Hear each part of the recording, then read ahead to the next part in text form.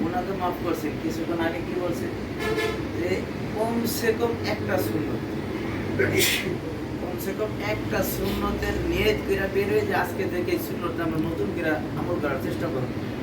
একটা সুন্নত, একটা সুন্নতের জিন্দেগি যদি কোনো বান্দা শুরু করতে পারে আর আমলের সাথে বিদায় নিতে পারে, আল্লাহ তাআলা রব্বুল আলামিন 100 গলা কাটা শহীদের সওয়াব দেবেন।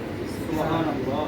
এই উম্মত তো অল্প হায়াতের জিন্দেগি নিয়ে আসছেন, আর অন্য অন্য নবী রাসূলের জমানায় হাজার হাজার বছর হায়াতের জিন্দেগি পেয়েছেন। বাচ্চা বাচ্চা জিজ্ঞাসা করছে বয়স কত, কয়েক হাজার বছর। আমাদের বয়স তো মাত্র 50-60 বছর, 70 বছর। কি বলেন? আমাদের ওই ওই উম্মতের চেয়েতেও বহুত আগে এই উম্মত জান্নাতের ভিতরে চলে যাব যদি আমলের সাথে, আর এই সুন্নত যদি জিন্দা করতে পারে। এই উম্মত অনেক দামি উম্মত, এই উম্মত দায়ানা উম্মত। এই উম্মত যে একটা বড় এক শক্তি পেয়েছে, এই শক্তি কোন নবী রাসূলের জমানায় পায় নাই। সেটা কি? এই উম্মত পাইছে সর্বোত্তম দামি কাজ। সেই কাজটা হইল এই দাওয়াতের মেহনতের কাজ। আজকে এই দাওয়াতের মেহনতের কাজ পাওয়ার কারণে এই উম্মত দামি হয়ে গেছে। এই একটা কারণেই উম্মত অন্যান্য উম্মতের আগে জান্নাতে চলে যাবে। এই একটা কারণের উসিলায় অন্যান্য উম্মতের চাইতে বেশি নেক আমল নিয়ে এই অল্প সময়ের জিন্দেগির ভিতরেই নেক আমল বেশি নিয়ে এরপরে হাসরের ময়দানে উঠবে। কিন্তু শর্ত একটা, মেহনত লাগাইছে। আজকে এই কালেমাওয়ালা মেহনতের মজলিস, গুনাহ মাফের মজলিস আল্লাহ তাআলা আপনাকে আমাকে আসার বসার তৌফিক দান করছেন। এটা সাধারণ কোনো মজলিস না। কিছুক্ষণ আগে বলছেন যে আর্জেন্টিনার কথা বলছেন, বলে আর্জেন্টিনাতে যদি 1 কোটি মানুষও হয়, ওই মজলিসের ভিতরে আল্লাহ তাআলার কোনো ওয়াদা নাই যে আল্লাহ তাআলা একটা নেকি দিবেন। কিন্তু এই ছোট্ট একটা মজলিসের ভিতরে ওয়াদা আছেন, আল্লাহ তাআলা আমাদেরকে গুনাহ মাফ করে দিবেন, আল্লাহ তাআলা আমাদেরকে জান্নাত দিয়ে দিবেন, আল্লাহ তাআলা আমাদেরকে অন্য অন্য নবীর উম্মতের চেয়ে আগে আমাদেরকে জান্নাত দিয়ে দিবেন। আর হুজুর সাল্লাল্লাহু আলাইহি ওয়াসাল্লামের এই কালেমাওয়ালা মেহনতের কাজ, এই দাওয়াতের জিম্মাদারি কাজ, দায়ানা কাজ, বলে এই মেহনতের কাজ করার বিনিময়ে হুজুর সাল্লাল্লাহু আলাইহি ওয়াসাল্লামের আশেপাশে এই উম্মতরা ঘুরঘুর করতে থাকবে, আশেপাশে বসবে। তার খুশি হিসাবে বিভিন্ন স্তর অনুযায়ী হুজুর সাল্লাল্লাহু আলাইহি ওয়াসাল্লামের সাথে হাসুনাস হয়ে যেত। ভাই, এই জন্য আমরা প্রত্যেকে চেষ্টা করি যেন আখিরাতকে বানায় নেওয়ার জন্য। এই সংগঠন আমাদের কোনো রাজনৈতিক সংগঠন না, একটা অরাজনৈতিক সংগঠন। এইটা জাস্ট কিভাবে আমরা দাওয়াত দিলে যেন আমার ভিতরে সুন্নত বসে যায়। আমি এতগুলি মানুষের সামনে দাঁড়ায় কথা বলতেছি যে আমি সুন্নতের কথা বলতেছি। বলেন আগামীকাল সকালবেলা আমি রাস্তাতে যখন হাঁটবো, আমার টুপিটা যদি রোডে পুইরাও যায়, ময়লা মাটি লাগলো, এই টুপিটা আমার মাথায় পড়তে বাধ্য। কারণ আমি গতকালকে রাত্রে আমি বক্তব্য দিয়েছি, সুন্নতের বয়ান করছি। এখন মাথায় যদি টুপি না থাকলে অবস্থাটা কি হবে?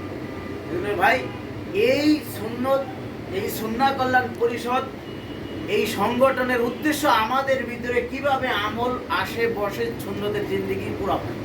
আপনারা দোয়া করবেন যেন এই সংগঠনে যারা আছে আর এই সংগঠনের সাথে যারা ভবিষ্যৎ জড়িত হবে, সবাইকে যেন আল্লাহ তাআলা এই সুন্নতের জিন্দেগির উপরে ওঠার তৌফিক দান করেন এবং আল্লাহ তাআলা সকলকে যেন মাফ করে দেন। আর আমাদের এই সুন্নাহ কল্যাণ পরিষদের ভিতরে কোনো উদ্দেশ্য নেই, কোনো আমাদের কোনো ইনকাম নেই। এই সুন্নাহ কল্যাণ পরিষদ দিয়া কোনো এই কালেকশন নেই। আমরা যে কয়জন আছি এই কয়জনে মিল্লা ফিল্লা চলি। আমরা এরকম এক জায়গায় বসি। এই বছর আলহামদুলিল্লাহ পুরা রমজান মাসে কিন্তু আমাদের এই ইফতার পার্টি হয়েছে, এখানে ইফতারি আয়োজন হয়েছে। সেটা হলো এই রাস্তা দিয়ে যারা গেছে পথ যাত্রীদের জন্য, তাদের যাতে কষ্ট না হয়, এই আমাদের সাইফুল ইসলাম সাহেব আছেন, আমাদের কুরাইশি হুজুর, এরা বহুত পরিশ্রম করে, নাসির সাহেব আছেন, এরা অনেক কষ্ট মজে দেবে। সারাটা মাস প্রতিটা দিন এক ডেক করে খিচুড়ি বাগান খাওয়াইছে। প্রতিদিন খিচুড়ি বাগান, কত কষ্ট। তারা এত কষ্ট মুজাহিদা করছেন, ওনাদের জন্য আপনারা দোয়া করবেন যেন আমাদের সুন্নাহ কল্যাণ পরিষদ দেখেন আমাদের এই সুন্নত কেন এই সংগঠন রাখা, আমরা 24 ঘন্টায় কিন্তু আমলের ভিতরে থাকি। কিভাবে? আমি বাসা থেকে যখন বের হই তখন আমরা নিয়ত করি, আল্লাহ আমি মানুষকে সেবা দেওয়ার উদ্দেশ্যে বের হইতেছি। কারণ সারাদিন আমি হসপিটালের ভিতরে থাকি। তো বুখারী শরীফের প্রথম হাদিস হচ্ছে ইন্নামাল আমালু বিন্নিয়াত। আমি নিয়তই করে বের হই আমি মানুষের সেবা দেব। কিন্তু আমি যে এখানে এই সেবার ভিতরে আল্লাহ তাআলা দেখেন ব্যবসাও রাখছেন, এই সুন্নতের ভিতরে আল্লাহ তাআলা খায়ের রাখছেন। মাশাআল্লাহ, আমার এখানে অল হসপিটালের ভিতরে না, সারা বাংলাদেশে যত হসপিটাল আছে প্রত্যেকটা হসপিটালের ভিতরে কি আছে? রেট আছে। সিজারের রেট 15,000 থেকে 35,000, 45,000, 70,000। আমাদের এই হসপিটালের ভিতরে কোনো রেট নাই। এই হসপিটালের ভিতরে কোনো রেট নাই। এই হসপিটালের কোনো সিজারের রেট দেওয়া নাই, হিস্টোডেমির রেট দেওয়া নাই, মানে কোনো অপারেশনের কোনো রেট নাই। চোখের অপারেশন মাইকিন করলে একটা সময় বুঝি নাই, তখন মাইকিন করছি মাত্র 7,000 টাকা চোখের সানি অপারেশন। এইটারে আমরা বিশ্লেষণ করে আমরা গবেষণা করছি যে আমরা 7,000 টাকা অপারেশন করবো। এমন এক ব্যক্তি আছে সে 7,000 টাকা না, 5,000 টাকা দিতে পারবে না, ওই ব্যক্তি তো আমার এখানে আসবে না। তখন আমরা আলোচনা পরামর্শ সাপেক্ষে আমরা কি করলাম, এখানে উল্লেখ করছি যে সামান্য খরচে বিদেশি লেন্স দ্বারা চোখের সানি অপারেশন, কোনো রেট নেই। এখানে কিছুক্ষণ আগে এক লোক আসছে, কয় টাকা অপারেশনের, এই হযরতের মুফতি সাহেব ছিল, কোনো রেট নেই, হাসপাতাল নাই। আপনি আসেন, আপনার প্রয়োজন অনুযায়ী যেই কয় টাকা আপনি লাগেন আর বাজেট অনুযায়ী আপনি অপারেশন করে নিতে পারবেন।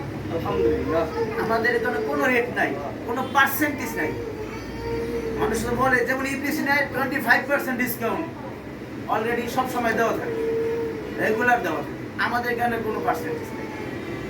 আমাদের এই মা ও শিশু হসপিটালের রিপন ভাই এবং শামীম ভাই উপস্থিত আছেন। এই যে এখানে পাশেই মা ও শিশু রাষ্ট্র রেস করার এই হুজুরের মসজিদের পাশে।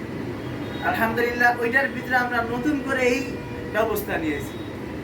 ওই হাসপাতাল অনেক বড় একটা হাসপাতাল, 7 তলা ভবন নিয়ে হাসপাতাল, 3 ফ্লোর অলরেডি কমপ্লিট, বাকি ফ্লোরগুলি কমপ্লিট হবে এক একটা করে। আমাদের কথা হয়েছে বাড়িওয়ালার সাথে। আপনারা ওখানেও যদি ট্রিটমেন্ট নিতে চান একই সিস্টেম। যদি কেউ বলে যে এই সিস্টেম নাই, আপনি আমার ফোন দেবেন, আমি ব্যাপারে আমাদের ওখানে একই সিস্টেম। এই জন্য এই এলাকার ভিতরে আমাদের গিয়ার ভাই মাঝে মধ্যে কয় আপনারা তো শত্রু দেবে গেছে, ওনার কাছে অনেকে আমার মুরব্বী হিসেবে ওনার কাছে বিচার দেয়।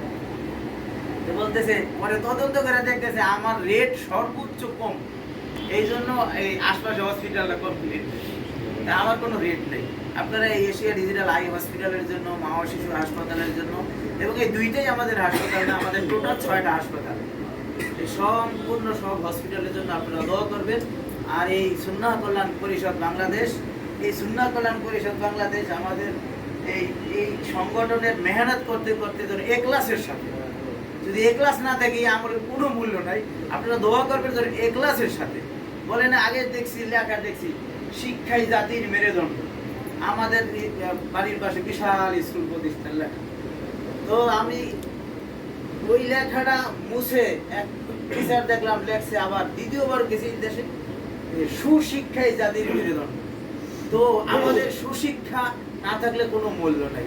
তো আমাদের এই সুন্নাহ কল্যাণ পরিষদ এই সংগঠনের কোনো মূল্য নাই যদি আমাদের ভিতরে এখলাস না থাকে।